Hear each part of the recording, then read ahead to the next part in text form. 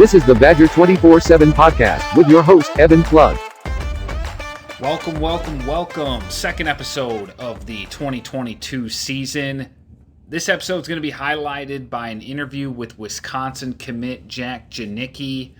For those of you who aren't aware, Janicki is a preferred walk-on for Greg Gard in the basketball program. Turned down some pretty good offers at the mid-major level. Also had a high-major offer from Wake Forest as well to pay his own way to Madison. Janicki is unranked by 247 Sports and the 247 Sports composite, but he would probably be a low, possibly mid 3-star prospect in Evan Flood's unofficial rankings. Very good get as a walk-on, a steal without a doubt. Somebody like a Carter Gilmore that will eventually find his way into that rotation. So we're not going to delay on this thing. Let's get right into this interview with Janicki. Jack, can you just kind of take me back to camp, or really even the month of June? You weren't really a guy that was on my radar in terms of somebody Wisconsin was even looking at. What just kind of went on between you and the staff leading into the camp over the summer, or even before that, where things just kind of seemed to pick up between you and the staff? Yeah, so really there hadn't been much contact with the staff. I had texted Coach Krabbenhoft a little bit, but what really started to get things in motion was this MCBA camp at Eastridge, and I don't even remember. I mean, I played well. I had some good games, but I don't remember completely playing insanely well. But I think that I think they liked the things that I was doing on the court, and they invited me to that camp. So that's kind of what initially got the ball rolling, and then obviously I had a really good camp there, and I felt good about that. And they basically told me, "We really like you. We're gonna watch you in the month of July, and then have you out for a visit." I think it was on the 1st of August. So, I think I obviously made a good impression in the two camps, and then continued to play well through those two live periods. So at Wisconsin's camp in June, I mean, you play on a really good AAU team. You've been around Power 5 guys and competed against them, so it's not like you were phased or anything. But can you just kind of describe the zone you were in that day and what it felt like to have arguably the best camp out of everyone there, and just kind of see Wisconsin jump all in with you at that point? Well, the funny thing is I was in California the day before I was on a visit at Santa Clara, and I did a camp at Stanford. In this camp at Stanford, I killed it. I had a great time. Similar to Madison, I played very well, and I was on a flight the night back. I landed in Minneapolis at 10:30 and drove to Madison. So my mom sort of drove through the night to get to Madison, and I was tired going into camp. My mom was like, "Hey, you have one more day. Just go out and compete, do everything you can, because you only get these opportunities so many times." So I gutted it out, and I kind of just played with the mindset that I'm here to have fun. I have nothing to lose, and I think that led to me just kind of being comfortable and playing pretty well. I talked to Daniel Freitag a little bit, and for those who don't know, he's a 2024 point guard out of Minnesota. I was kind of asking him about you because, my question to him was, is this a fluke or is he really this good? And I won't say the other names he mentioned in your state out of respect, but he basically told me he would have had you at number one in the state in your class, if he was doing rankings or something like that. And a lot of the players Wisconsin tends to get, not all of them, but a lot, are kind of like that, guys who tend to fly under the radar and end up having a chip on their shoulder because they are so under recruited. Did you kind of feel like you fit that mold and you're coming in here with something to prove? I think to an extent I fit that mold. I also realized that my recruiting situation was extremely favorable to pretty much everyone else in my state. It's just kind of our landscape for high school kids, but I also do feel like, I'm not here to bicker about national rankings and state rankings because I just kind of play basketball and things work out for me. most of the time by doing that. But there are definitely some things that I feel like I'm discredited for and feel like I play with a chip on my shoulder because of that. But I wouldn't say that is a huge concern to me in terms of rankings. But I would say that it makes me a little mad and is something that a lot of Madison guys, I feel like some Wisconsin players have been in my shoes before and been a little under recruited and a little bit undervalued, and it's a good place for them to go and prove their worth. So you come back in August for that unofficial visit, and you sort of get that preferred walk-on offer officially. Yeah. What was just the initial reaction when talking to the staff and getting that? I mean, were you bummed at all about not getting a full scholarship offer, or did they kind of explain it in a way that, just sort of made you feel okay about the deal? Yeah, I was concerned going into the weekend. I can't lie, but me and my parents had written down a lot of questions to just get sort of the most information we could, and Coach Gard and Coach Rabanoff really did a good job of answering those questions and making me feel like Wisconsin's the place I wanted to be, and that the scholarship situation would eventually work out, especially if I continue to do the things that I normally do as a player and as a student. So by the time the weekend was over, I wasn't too concerned about the scholarship situation, especially because I understand that they don't have too many to give right now, and they do have to get a big. So I wasn't mad about that. I understood, and so yeah, that visit went well, and they cleared the air for me. So that's obviously, if they didn't, I wouldn't have committed. But yeah, I feel really good about that. And then a couple days later, obviously, you end up committing. Mm-hmm. When sitting down with your family, or even just thinking about things inside your own head, what just made you sort of bet on yourself versus taking one of these other full scholarship offers? There's a lot of reasons. Some basketball related, some family related. I don't know if you're aware, but my sister actually goes to Madison.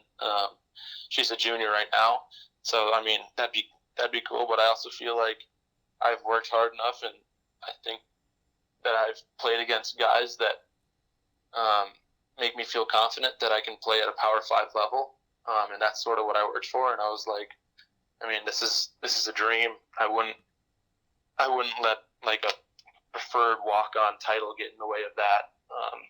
And then obviously proximity. I think Wisconsin's also just a cool school that I could find myself really enjoying for 4 years. So in terms of just academics, family, proximity, big time conference, it was definitely the place to be.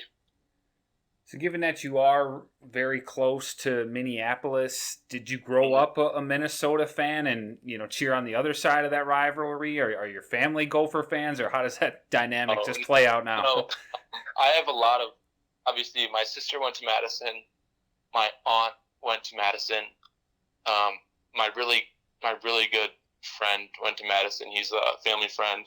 So I wouldn't say that I was particularly a Madison fan growing up, but I definitely wasn't a Gophers fan.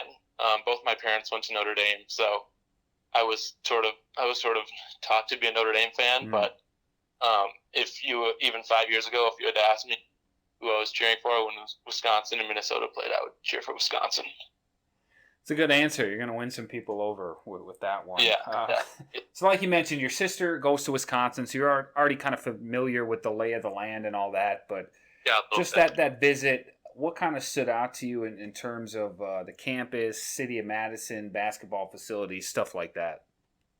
Yeah, I'd been there last fall with her, so I kind of knew what to expect from the city. Obviously, I would say it's the best college town in the country. I don't even think you would need that much bias to say that.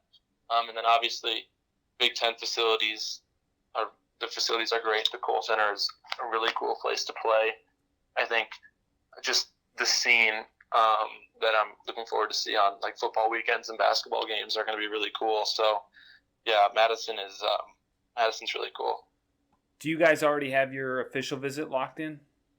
Yeah, I'm going to take an official visit on the 10th, which is when I think Gus and John are as well.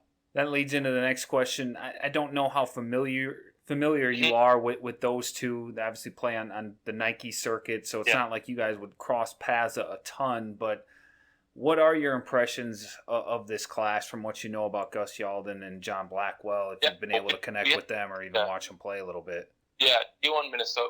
My D1 team actually had the opportunity to play both of them this year, and we won both of those games. But I think that when you look at our class as us three, I think we have very complementary features. I think John is a really good defender and a ball handler with great court vision, and then I think Gus is. I think he's super tough. He has great post moves. Obviously, he's a great low post scorer. But what stands out to me is his ability to pass out of outlets and out of the post, which I think goes well with John's playmaking and my shooting and playmaking. And then I think we're all just, especially me and John at the guard position, are pretty physical and willing rebounders and just can play in a system that's unselfish and gets the ball moving and makes shots. So I like those two as players, and I think it'll come together pretty well.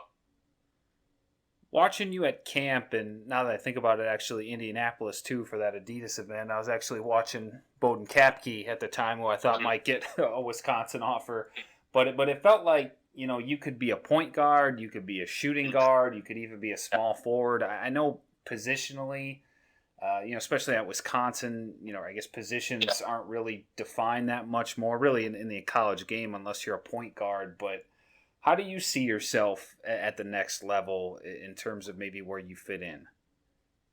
I would say that as of right now, I'm a combo guard, but I think as I've improved over the last 2 years in ball handling and just running an offense, and I could see myself playing a point guard role if needed, and just being a reliable person to get us into the offense. And but like you said, basketball is becoming more and more positionless, especially with 1 through 3. So I think you can put me on the 3 and you can put me at the 1. I think that's one of the biggest assets to my game. It's just my IQ and ball handling, so I can do all those things. And then also I can guard multiple positions. So if they need me to play point guard, I can do that. If they want me to play 2 or 3, I'm willing to do that too. So I think that's a really good part of my game. You mentioned it already. Wisconsin's looking for one more guy in this class, preferably a big man. The big name everyone's watching right now, Nolan Winter out of Minnesota. I know you have a relationship with him. How much are you recruiting him at this point? And, maybe what do you just say to him as he gets close to the finish line here? I'm texting him almost every day. Some days it's pretty light and just like, hey, come to the Badgers, and other days it's more of like sort of telling him all the reasons why. But I think he's on his official at Minnesota today, actually. So I still let him know today what the right decision was. But I think he's looking to make a decision here, and I don't know what he's going to do, and he'll do whatever is best for him. But I think we're all hoping that he chooses to be a Badger. Lastly, you're going to be coming into a program that's won 2 of the last 3 Big Ten titles since Greg Gard has been in Madison, at least as an assistant. UW and Michigan State are tied for the most regular season titles in the league during that span. What just excites you most about this opportunity in playing for this program? I think every player's dream should be to win at the highest level, and I'll have an opportunity to do that. I'm just excited to sort of get on campus and get to work and be a part of a winning culture like Wisconsin's. So there's a lot of things to look forward to, whether that's just playing big games in the Kohl Center or going on the road and playing in really cool places. Also playing in March, like that's my biggest dream. I want to play in NCAA tournament, and Wisconsin's a place that's very consistently doing that. So that is something that really excites me.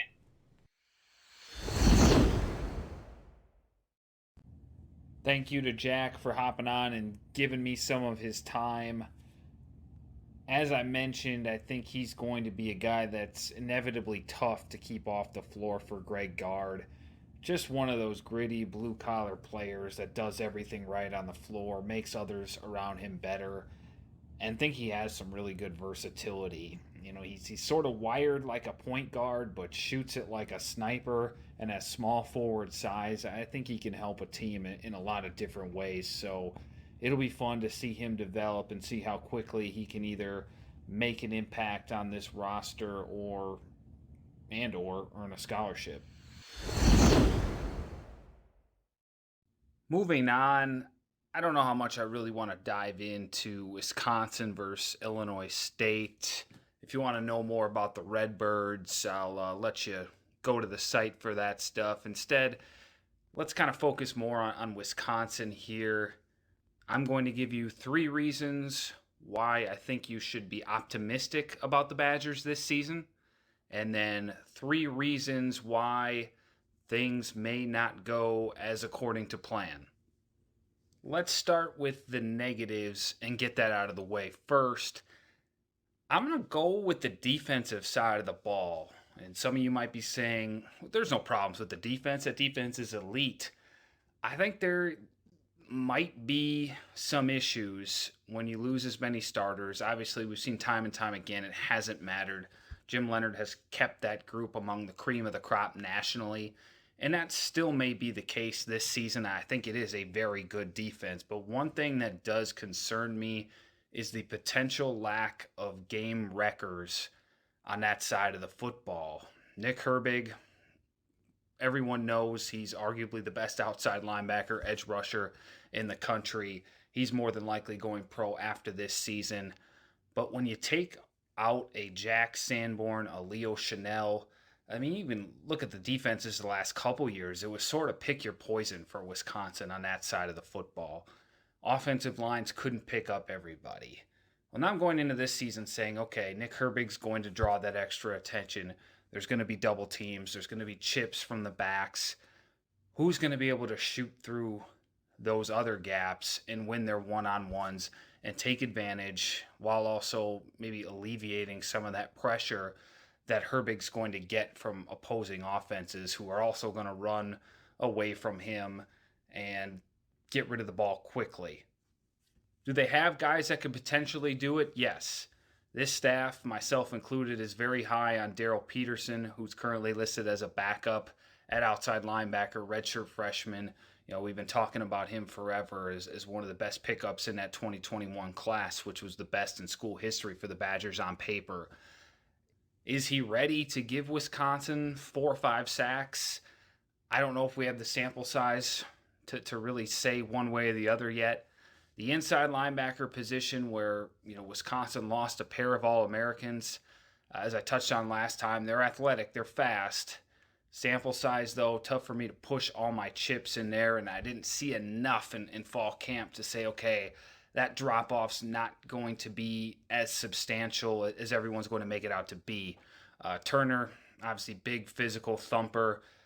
And Njong Maeda, I think, is the best blitzer in that group, like I said last time. So there's some promise there, but do you have enough to consistently create havoc behind the line of scrimmage? Because that's what that defense is really predicated on. It's allowed Wisconsin to make up for a lack of playmaking ability on the back end the last couple years because those guys aren't defending 4, 5, 6 seconds at a time. That front seven has typically dominated the line of scrimmage. Do you still have that same imposing, tenacious, attacking football with all the talent that they've lost since last season, including Matt Henningsen, who is their best playmaker behind the line of scrimmage from the defensive end spot as well? So that's one thing I'm going to be watching here early in the season, and specifically when they get to Ohio State, who, no matter how good of a defense Wisconsin has, they haven't really been able to impact the quarterback all that much. The second potential concern for this team is the obvious one. Graham Mertz in the passing game. Can they finally balance this offense out?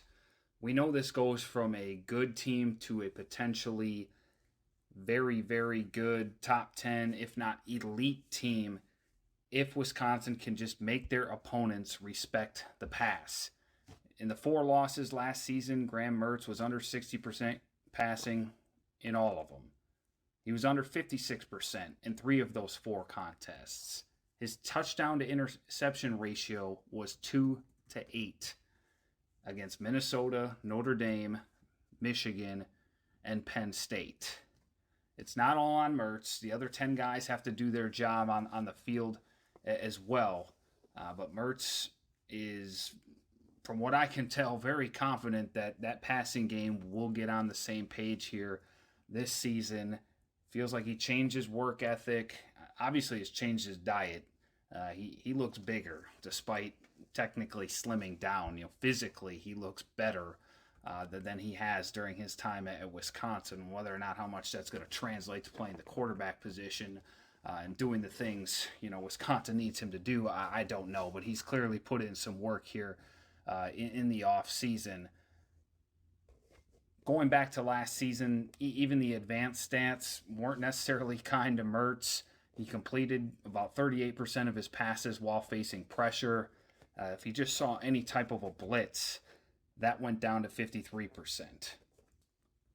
Watching spring ball to fall camp, I do feel better about this passing game. Do I think it's top 50 nationally? Probably not. Do I think it's good enough to go into Iowa and win, to beat Minnesota, to go into Michigan State and pick up that victory? Yes. Like I said, I like these receivers. I think these guys do so many different things well that it's really taken a load off Mertz, especially a guy like Skylar Bell, who can win quickly at the line of scrimmage. He's got the best release on the team and really is able to shake those defenders who press him and give Mertz easy throwing lanes, quick rhythm throws. And I think Bobby Ingram has put a little flavor on this offense too, to get guys the ball in favorable positions where they can make things happen. And you're not just leaving Mertz sitting back in the pocket, trying to think, trying to diagnose a defense. I think they're going to be able to help him a lot more than they did last season. I mean, last season, it took him forever just to roll Mertz out of the pocket at times and try and just get a line out of his face. I think this year, you're going to see that ball come out quicker. We'll touch more on that in the positives about why I think fans should be optimistic about some of the things I saw in the passing game. But obviously, if this passing game doesn't get on the same page this season, it's going to feel like 2020 and 2021 all over again. My third biggest concern for this team, I think it's got to be the fullback position. I'm wondering if we're not making enough of that. All the focus is on losing Sanborn, Chanel, Jake Ferguson, Matt Henningsen, Danny Davis, Kendrick Pryor, and even Scott Nelson to an extent. Are we overlooking the loss of John Chanel and what he was able to give the Badgers from a blocking presence? I mean, Wisconsin's, for the longest time, has always had a dude back there. Even if he wasn't Alec Ingold or Austin Ramish, somebody who can give you a little more juice in the passing game and do some things outside the tackle box. They had somebody who could go through the line of scrimmage and blow up a linebacker, someone who would really set the tone in that run game. Do you have it in Jackson Acker and Riley Nowakowski, a walk-on? I thought Acker in fall camp started to show me something. Those who follow what I do, I was never big on that addition. I went to see him a couple of times in high school, and my original thought was this guy has to play running back. He's just not physical enough. And even when he runs, he's not a guy that lowers the pads and falls forward. Now, he was dealing with a couple of injuries, which I think may have impacted my perception of him. But I thought in fall camp, I started to see it for the first time. When he came downhill and led that run game, he was able to put a hat on a hat and move people. And he's obviously added a lot of weight in the offseason. Going from tailback to fullback now. Had to do it. I wonder if that, maybe helped his confidence there, just being a little more bigger, stronger. We know he's a heck of an athlete. Was a track star at Verona. can run like a deer. So there is some of that Ingold Ramish ability too to get him involved in the passing game. But I still think Nowakowski's probably your better blocking option right now. And I don't, if you're Paul Christ, I don't know if you necessarily love that. Obviously, they complement each other, but you're not trying to tip your hand out there the way you did with Jack Dunn. And when Jack Dunn come on the field, everybody goes, oh, it's a run. You don't want to be doing that, putting Nowakowski in there and tipping off a defense that you're going to run, or, putting Acker in there and, maybe it's a stretch run, something to the boundary, they're passing. Obviously, it's not as bad as at the fullback position as it would be in the wide receiver. I think Wisconsin threw the ball like 75% of the time when Dunn got on the field last season. And even that was lower than what it felt like at times. But does Wisconsin just have that guy who can get the first tackler away from Braylon Allen, Ches Malusi, and that backfield? That's something I think that might be subtle, but could end up being very important to this offense. When you have talented backs the way Wisconsin does, sometimes they're just able to be special and it doesn't always matter. But, there's a big difference when you're not coming in contact with anybody at the line of scrimmage, a yard behind the line of scrimmage, versus when you got 3-4 yards to pick up steam, get into space, and then make somebody miss in that hole. That's often where your big runs come from. When you go untouched through that hole because that fullback's clearing it out for you, it may not make a huge difference, like I said, in the 3, 4, 5-yard runs that Wisconsin just slowly wears defenses down with. But the big plays, the fullback, you can go almost to any big play. You'll see the fullback getting rid of that first defender in the hole, which really helps those guys out. All right, 3 reasons for optimism for the Badgers this season that might not be completely obvious to everyone. Obviously, they've got a great running back in Braylon Allen, a great number 2 in Ches Malusi. We'll leave that out. When you have those 2 guys and the offensive line Wisconsin has, combined with an elite defense, you can almost bank on 8-9 wins any given season depending on the schedule. So we'll stay away from that. I'm going to start with the wide receivers. I really like this group. I think it caught some people by surprise in my position power rankings when I had them at, 2 or 3. I like this group. I think they got 5 guys you can rely on. I like that they can line up in different spots of the field as well, most of them. Your number 1 guy, Chimere Dike, isn't forced to being a perimeter. They'll use him in the slot and try and get a matchup there. Same thing with Skylar Bell, Marcus Allen. And then you got Keontez Lewis, who brings something different from a physical standpoint. He's 6'2", 6'3", strong kid, can get behind a cornerback. He's maybe their best big play threat down the field. And I also like that he can block too. He's coming from UCLA. That was one thing that jumped out to wide receivers coach Alvis Whithead on his UCLA film. He didn't have a reception last season, but the one thing he was doing was being a factor in that run game. And I think that's an area that'll help get him on the field, even though maybe he's not as talented as the other 3 I mentioned in terms of route running and pass catching. But blocking, he may be the best one of the bunch. And Dean Ingram, I'm never going to like that move. He's good. I'm just never going to like moving my potential number 1 corner or my best slot corner to the offensive side of the ball to be a 4th or 5th receiver. It's just not a move you're going to be able to sell me on with this offense. We look at Chimere Dike last year. As good as he is, he's maybe the most underutilized player on this roster. They just didn't have room for 3 receivers to make a huge impact. What are you going to do with a guy like Ingram, who's less talented, is learning the position and learning this offense after playing his first 3 years on defense as a 4th or 5th receiver? How many passes can you realistically see him catching? And he had a nice fall camp, don't get me wrong. In terms of catching the ball away from his body, he was as good as anybody. He can really go low. And I like him in the slot too. He's got that cornerback twitch like Bell that can kind of shake people and leave them in the dust early in his routes.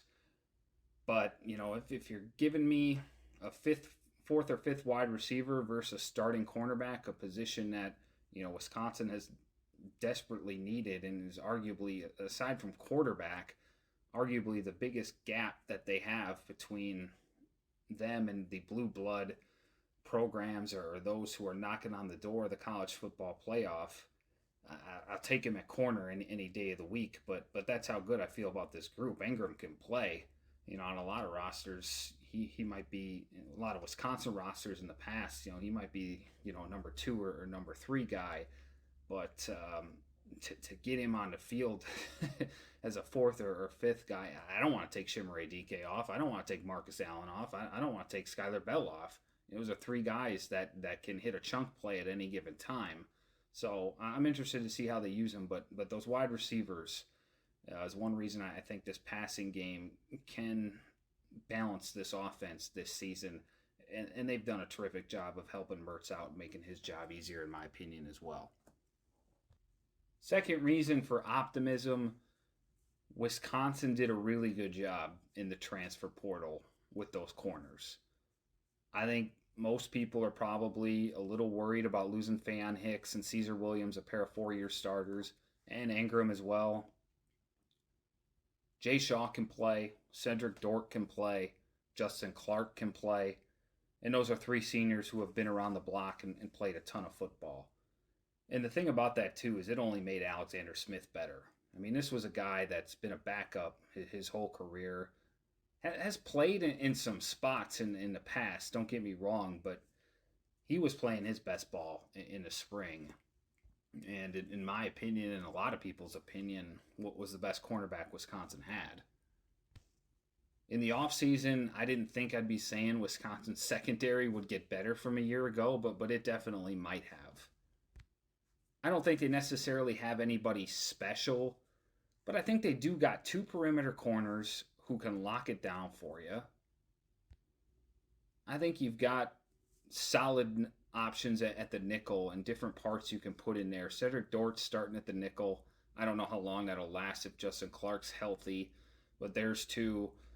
Alexander Smith has played there in the past. Amon Williams has, repped with the first and second team in that spot. Then there's a couple of backups I think have really progressed. Ricardo Hallman, everyone knows that I've really liked him since he stepped on campus last year. Samar Melvin has started to come back. He was a guy that played in 4 games as a true freshman in 2019, including that Big Ten West title game against Minnesota in the snow. He's a plus length guy that can run. I wouldn't be surprised if he's able to work his way into that rotation as well. And then the true freshman Avion Jones, I'm really high on and interested to see how he develops because he's got some stuff you can't teach in terms of length, ability to change direction. He's an athlete, man. I think, Jim Leonard, 3-4 years under Jim Leonard, I think we could be talking about a really good one in Avion Jones. I should also mention, this is the second year for Hank Poteet. He gave this group some life last season in terms of playmaking ability. You remember, Wisconsin, for the longest time, Wisconsin's defensive backs had a lot of problems making plays on the ball and certainly generating takeaways. They were able to do that quite a bit more last season under Poteet, former NFL cornerback. So I think year 2, could we be seeing more game-changing plays, winning those 50-50 balls down the field, getting the takeaways that flip the field. That was a surprise from last season that I don't think we talked about enough. Third, I'm just going to say it now. I'm going to call my shot. Graham Mertz. I'm not saying he's going to be a Heisman candidate or one of the best quarterbacks in the Big Ten of the country, but from what I saw in fall camp, I think that decision-making has improved. I saw a lot more balls where he was putting it where either his receiver was going to get it or nobody was going to get it. And these were throws under duress with a defender in his face, not just, sitting back having all day to throw. I thought he got to his safety valves quicker. I saw the mistakes cut way down. You got to remember this defense, even in some of, the Jack Cohn 2019 year where they had a really good offense, this defense used to just whoop the offense. I mean, it wasn't even a contest what this defense would do to Wisconsin's offense. This year they threw a lot more punches. Now, maybe Wisconsin's defense has taken a step back. That could be. But it used to be a one-sided domination by the defense. I thought this year the offense, especially in the passing game, threw a lot more punches, won a couple practices, and like I said, the mistakes from both quarterbacks, Chase Wolf and Graham Mertz, were cut way down. I was really impressed by the decision-making under pressure. Now, does that translate to Saturdays when you're playing in front of 80,000 or more fans, playing in front of a live line? That's what we still have to see. And it's why I'm not going to push all my chips onto the table. We know Mertz, he's shown flashes here and there. Every now and then he'll make a throw that's just, whoa, there's that guy. Arguably no team in the Big Ten has more riding on what their quarterback does than Graham Mertz. Like I said, this goes from a good team to a potentially great team with everything they have around him if he can just play above average football. If he can just manage the game, limit mistakes, make a couple of big third down throws, occasionally stretch the field. Doesn't need to be great, doesn't need to be elite. Just needs to do enough to the point where defenses can't put 9 in a box. Nobody in the country saw more 9-man fronts than Wisconsin last season. That wasn't by accident. He is dangerously close to the point of you are what you are, and I and anybody else who is still kind of a believer is going to abandon that ship. But all I'm saying is I walked out of fall camp thinking he got better from last season at a lot of the things he needed to get better at, specifically that internal clock, that footwork in the pocket, and the decision making when, maybe your first or second option isn't there. Again, we'll see if it translates to Saturdays, but I think it was an encouraging fall camp for those reasons, maybe even though, like I said, Wisconsin's passing offense probably isn't going for 250 yards a game all of a sudden. It's time for Last Word. For the final word today, I was able to have a little fun with Caden Johnson, Wisconsin's sophomore outside linebacker. At the end of our interview, kind of jokingly asked him to pick between Johnny Davis and Jalen Suggs. He went to Minnehaha Academy in Minnesota, was a teammate of Suggs, won a state basketball championship with him, won a state football championship with him. But interestingly enough, he used to play AAU with Johnny Davis as well back in grade school. He and Suggs both did, if you can imagine that team. That also had Jalen Johnson and a lot of other guys who are playing at high major schools as well. That was way back in the day, but he's still got a relationship with both. So kind of put him on the spot a little bit here. Won some state titles, I think, for both basketball and football with Jalen Suggs. I know you know Johnny Davis really well. You can already see where I'm going with this. Yeah. I think you guys played AAU together, right? Sure. You get one, Johnny or Jalen. Who are you picking? Obviously, it's kind of tough, but I don't know. They're both great players. They're both dudes I played against since I was a youngin'. Like Jalen's my best friend since I was a kid. So I'm gonna go with my boy Jalen. That's my best friend, my day one. Johnny, he's balling too. Obviously, you've seen the success he's had in high school. Now he's going to the league. They're both doing great things. So they're both my boys. You're not worried about Wisconsin fans turning on you now and booing? I hope not. But I love both the boys. They're good friends of mine. Nothing but the best. All right, that'll do it. We will come back after the weekend. Little promo I got to push here. If you aren't a VIP subscriber and want to jump on board, it is now going to be the best time of the year to do so. We're going to be giving away VIP subscriptions for just about $1 a day, I think, when it all's said and done. 75% off, so that equals out about $30 for the entire year.